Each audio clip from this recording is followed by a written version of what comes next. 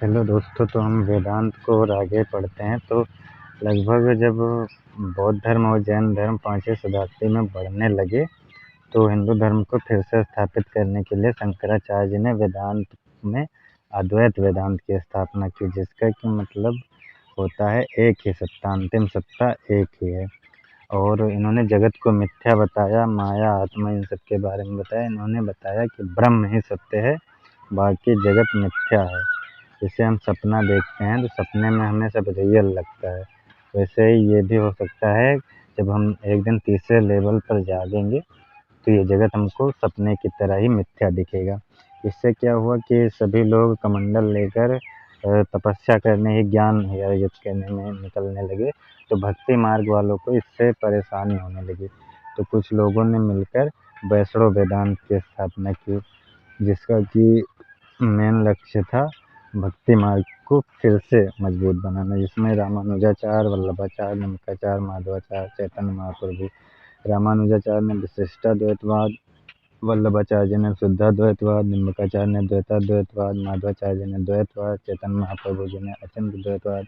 इनमें जो माधवाचार्य जी थे वो बिल्कुल ही अद्वैतवाद के अलग थे। इन्होंने दो सत्ता पर ही मतलब वो जोर दिया ज़्यादा कर, और बाकी सबका तो कहीं ना कहीं अद्वैतवाद छिपा था, जैसे विशिष्ट अद्वैत। इनमें जो रामानुजाचार्य थे वो कबीर और तुलसी के गुरु थे, और जो वल्लभाचार्य जी थे वो अष्टछाप के संस्थापक थे, जिनमें से एक कवि थे सूरदास। और द्वैतवाद मतलब होता है जैसे मैटर भी और कॉन्शियसनेस भी। तो मतलब मैटर में जैसे भौतिक चीज़ें आ गई, कॉन्शियसनेस मतलब जैसे जो चेतना है, विचार जिसमें। और लेकिन लगभग 1500-1600 ईस्वी में आकर सिख धर्म की स्थापना गुरु नानक जी ने की। इनका जो मूल ग्रंथ था वो गुरु ग्रंथ साहिब था, जिसको हम आदि ग्रंथ के भी नाम से जानते हैं। और 5वीं शताब्दी में मतलब पुनर्जागरण के समय लगभग 1900 से 2000 ईस्वी में जब यूरोप में 1400 ईस्वी में प्रोटेस्टेंट धर्म की स्थापना हुई, तो उन्होंने भारत में भी आकर ईसाई मिशनरी जो है प्रचार करने लगे। इससे यहाँ के लोगों ने फिर से हिंदू धर्म को मतलब मजबूत करने के लिए न्यू वेदांत की, जिसको न्यू हिंदुज़्म भी कहते हैं, की स्थापना की, जिसमें ब्रह्म समाज की स्थापना राजा राम मोहन राय जी ने की। देवेंद्रनाथ टैगोर, केशव चंद्र सेन, ये सभी मतलब इसमें के मेन थे। और जो रामकृष्ण मिशन था उसकी स्थापना स्वामी विवेकानंद जी ने की, जो कि आधुनिक के काफ़ी अच्छे मतलब माने जाते हैं फिलोसफर। तो यहाँ पर और बाकी जो ये है, यहाँ तक वल्लभाचार्य जी शुद्धाद्वैतवाद दिए हैं, और माधवाचार्य जी मतलब निम्बकाचार्य जी द्वैतवाद दिए हैं।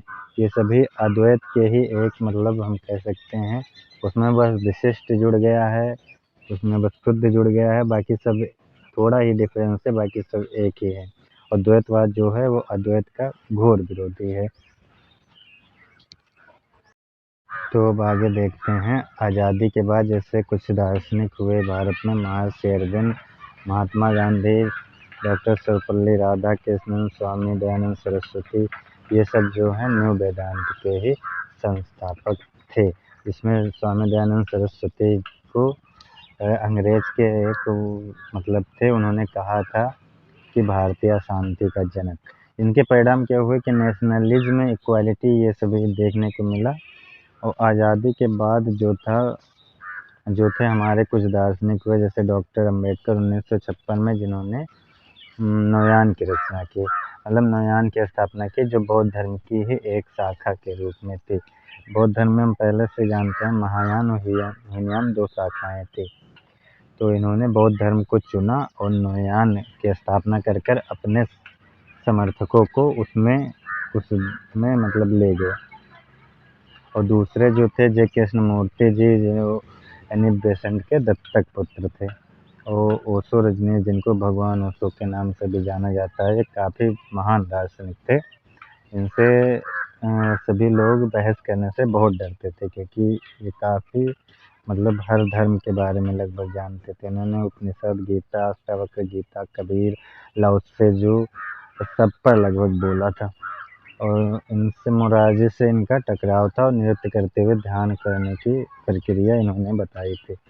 और सिमोल फिलॉसफर अगर देखें तो उपनिषद में मतलब वर्णन मिलता है, जैसे लोपामुद्रा जो ऋषि अगस्त्य की पत्नी थी, और मैत्रेयी जो बृहदारण्यक उपनिषद में है याज्ञवल्क्य की पत्नी थी, और गार्गी जो है वो बृहदारण्यक में इनका मिलता है वर्णन, और घोषा ये भी मतलब ये यहीं की थी, मतलब उपनिषद में ही मिलता है। और आधुनिक में तो बहुत कम ही मिलता है। वैसे मीरा और जो है महादेवी वर्मा, यही दो दार्शनिक मिलते हैं इसमें आकर आधुनिक में। और आधुनिक में इधर कोई उतना महिलाओं में नहीं उतना आगे आ पाए कोई दार्शनिक के रूप में। चलो तुम आगे देखते हैं, मतलब साहित्य में मीराबाई जो मध्यकाल की दार्शनिक थी, और महादेवी वर्मा जो आधुनिक काल की थी। और कॉमन ट्रेंड अगर हम देखें तो कर्म सिद्धांत जो है इसी से सबका जीवन मतलब मानते हैं कि लिखा जाता है, हर चीज़ कर्म सिद्धांत पर आधारित है। चारवाक को छोड़कर बाकी सभी दर्शन मानते हैं। और कर्म 3 प्रकार के होते हैं, एक संचित कर्म जो कि अभी चल रहे हैं, जो अभी स्टार्ट नहीं हुए हैं, प्रारब्ध कर्म जो स्टार्ट हो गए हैं, और संचयमान कर्म जो हम इस समय कर रहे हैं। और कर्म के बारे में कुछ बातें हैं, कृत प्रयास जिसको कहते हैं कि कर्म कभी नष्ट नहीं होता, और अकृत उपगम मतलब होता है जो हमने किया नहीं है वो हमें नहीं मिलेगा। महायान में एक परंपरा है कि कर्म को हम दूसरे पर ट्रांसफ़र कर सकते हैं, और जिसको क्रिश्चियन में भी मानते हैं। और आत्मा को बौद्ध और चारवाक दर्शन दोनों मानते हैं।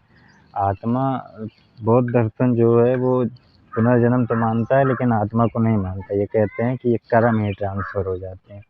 और दूसरा पुनर्जन्म जो है चारवाक को छोड़कर सभी मानते हैं। दुख भी मतलब चारवाक को छोड़कर सभी मानते हैं। और मोक्ष मतलब कुछ दर्शनों में अलग अलग रूप में परिभाषित किया गया है, तो उसे हम देखते हैं। जैसे बौद्ध दर्शन में निर्वाण कहते हैं, जैन में केवल कहते हैं, न्याय दर्शन अपवर्ग कहता है, चेतना का खो जाना, मीमांसा निःश्रेयस कहता है, शंकराचार्य मुक्ति कहते हैं। और कर्म बंधन व पुनर्जन्म के चक्कर से मुक्त हो जाना ही केवल है, निर्वाण है, उपवर्ग है, निःश्रेयस है, मुक्ति है। ये सभी चीज़ें हैं कर्म बंधन से मुक्त हो जाना। सभी दर्शनों का यही लक्ष्य होता है। अब आगे देखते हैं, जैसे कि अद्वैत वेदांत जो है जगत मिथ्या मानता है, जगत को नहीं मानता। और महायान भी माध्यमिक शून्यवाद भी लगभग इसी तरह का है, जिसको नागार्जुन जी ने दिया था, जो कि बौद्ध धर्म के भिक्षु थे। योगाचार विज्ञानवाद भी यही है लगभग। और चारवाक दर्शन जो है वो पंच महाभूत को नहीं मानता, वो 4 ही महाभूतों को मानता है। आकाश को नहीं मानता, वो जितना देखता है सिर्फ उसी को मानता है। वो जो कहता है जैसे गुड़ और चीनी मिलकर मतलब नशा पैदा हो जाता है, वैसे ही भौतिक चीज़ों से चेतना विकसित हो जाती है। उसके बाद सांख्य दर्शन में आ गए, तो जैसे सत्व गुण, रजोगुण, तमोगुण, ये प्रकृति के 3 गुण सांख्य दर्शन में है, जो कि हमारे भगवद गीता में भी यही तीनों बताए गए हैं, प्रकृति के 3 गुण। और जो धर्म या दर्शन इन सब का पर्पज होता है दुखों को दूर करना बस। तो आगे देखते हैं नेचर कुछ चीज़ों का, जैसे कि हम इनको कई चीज़ों में बांट सकते हैं, जैसे मैटर, कॉन्शियसनेस, न्यूट्रल और ड्यूलिज्म। तो मैटर में आता है जड़वाद, भौतिकवाद जिसको कहते हैं। इसमें से चारवाक दर्शन आता है। जैसे ये कहते हैं जैसे गुड़ चीनी से नशा हो जाता है, वैसे चेतना भी स्वयं विकसित हो जाती है। जैसे कंप्यूटर आजकल AI आ गया है। इसमें के जो दार्शनिक थे वो एमएन रॉय थे, और जो आधुनिक दार्शनिक इसमें थे वो कार्ल मार्क्स थे। और कॉन्शियसनेस मतलब चेतना, आइडियलिज्म, स्पिरिचुअलिज्म, इसका अंतिम सत्ता ये चेतना को मानते हैं। जैसे शंकराचार्य पश्चिम में हेगल हुए, योगचार विज्ञानवाद हुआ, डिक्लेरे हुए पश्चिम में, और इनका एग्जाम्पल है क्वांटम। ये और कांट भी हैं इनमें के। ये कहते हैं हम इसको सिर्फ अनुभव के द्वारा जान सकते हैं। जैसे कि सपने में हम होते हैं तो मुझे सब कुछ रियल दिखता है, वैसे ही हो सकता है ये दुनिया भी किसी के सपने में ही सब कुछ चल रही हो, हमें रियल लगती है। और न्यूट्रल जो कि पश्चिम में ही हुआ, इसमें के दार्शनिक हुए Spinoza, W Johns, B Russell. मनुष्य ये बताते हैं मनुष्य केवल 2 गुण ही देख पाएगा, मैटर, कॉन्शियसनेस। ईश्वर ने यही 2 दिए हैं। और ड्यूअलिज्म मतलब जो मैटर कॉन्शियसनेस दोनों को मानते हैं। जैसे सांख्य दर्शन हो गया, रामानुजाचार्य प्लूटो, अरस्तू, डिकार्ट बाद में ये नहीं मानते थे। खैर अब इधर आ जाएँ तो जैसे मोनोनिज्म मतलब जो एक ही मानते थे।